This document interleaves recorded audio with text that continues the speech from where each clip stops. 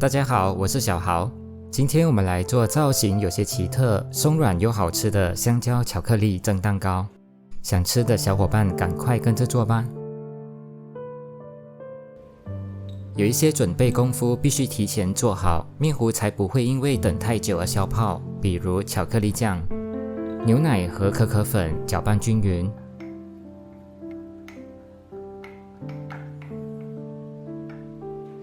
加入黄油，这里你可以用任何的植物油代替。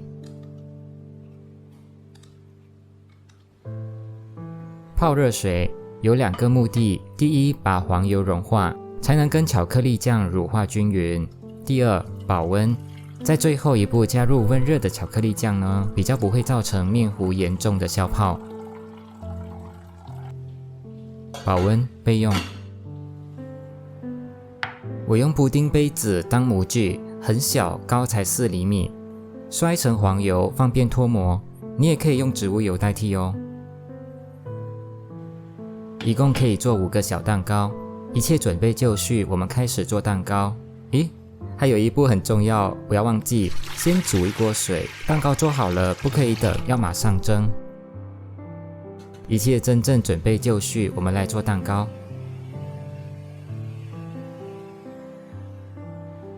这一款蛋糕用到全蛋打法，一般上都会要求蛋液要加热到40度左右。今天我直接用室温蛋，看看会不会有影响。加入细砂糖，开中高速4档搅打，打到蛋糊的颜色变白，体积发到3倍大。3分钟后好像可以了。但是画出的纹路很浅，而且很快就消失不见，表示气泡还不够稳定。巧克力酱特别容易造成消泡，我们再把蛋糊打硬一点。像这样纹路非常的立体，而且还可以维持长时间不会消失，这样的状态比较能够撑得住巧克力酱的折磨。接着转最低速1档搅打，主要是消除大的气泡，蛋糊才会像这样细腻滑滑的。我一共打了8分钟。后续步骤最好一气呵成，避免暂停太久，蛋糊等到不耐烦了也是会消泡的哦。这也是为什么准备功夫需要提前完成的原因。蛋糊如果打发到位，滴精面粉会被撑在上面，用翻拌的手法轻盈快速的拌匀，从底部把面糊往上翻，这个手法你们可以多多练习，拌到看不见干粉就可以了。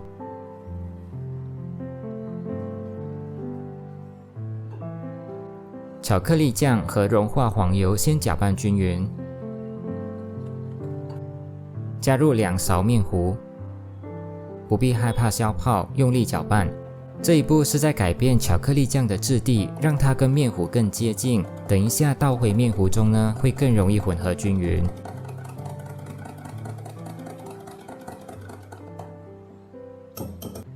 倒回面糊中，一样的轻盈快速拌匀。结果面糊还是有些消泡了，气泡不断在破裂。巧克力酱不愧是个消泡的大魔王啊！即便面糊已经消泡，只要你后面的速度足够快，尽快入模拿去蒸，成品还是会让你蛮意外的。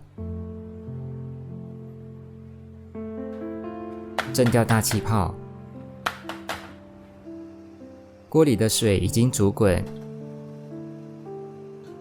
用大火蒸12分钟，之后焖3分钟才开盖。出炉啦，稍微放凉即可脱模。用刀把边缘划开，让空气进去。翻过来扣一下，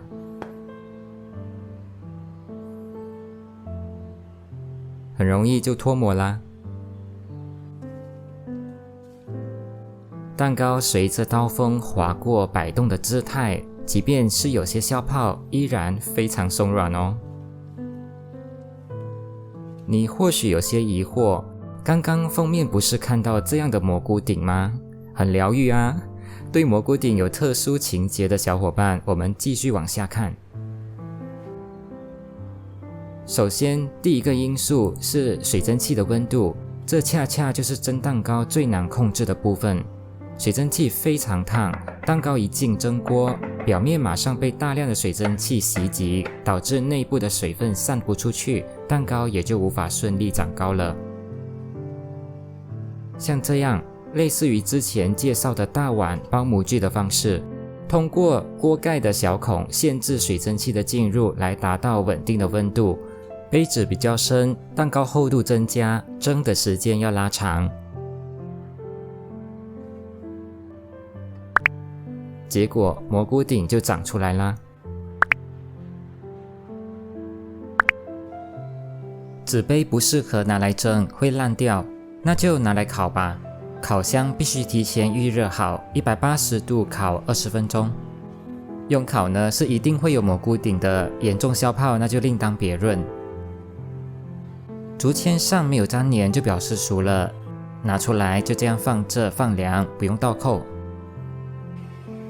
第二个因素是面糊的浓稠度，面糊浓一些，蛋糕膨胀之后的支撑力自然更好，所以这一次我调整面粉的用量，简单粗暴的比原来的量增加 60%。面粉多了，自然会吸走面糊中更多的水分，所以这一批只够做4个小蛋糕。相同温度，相同时间，蘑菇顶也长出来了。这个外形上似乎更讨喜吧，但是口感呢肯定有差，它也算松软，类似于棒蛋糕的口感。前面的配方不管蒸或烤，口感都类似于戚风海绵蛋糕，更加松软。所以2种配方4种做法任君挑选。今天就分享到这边，喜欢这个视频记得按赞，也可以订阅我的频道小豪厨房。谢谢你们的收看，我们下期再见。